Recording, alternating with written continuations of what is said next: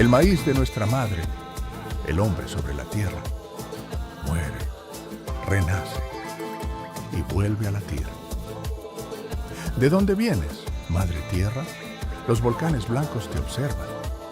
Los hombres buscan tu aliento. El fuego está en el sol, el agua en el hombre.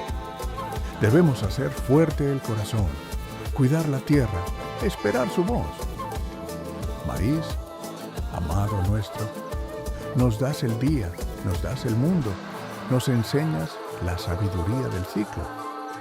El Popocatépetl y la Iztaccíhuatl llaman al corazón de la tierra y desde lo profundo te hablo, madre, creadora de todo lo que somos, y el fuego sobre la tierra, la antigua voz del hombre, enciende el espíritu del día.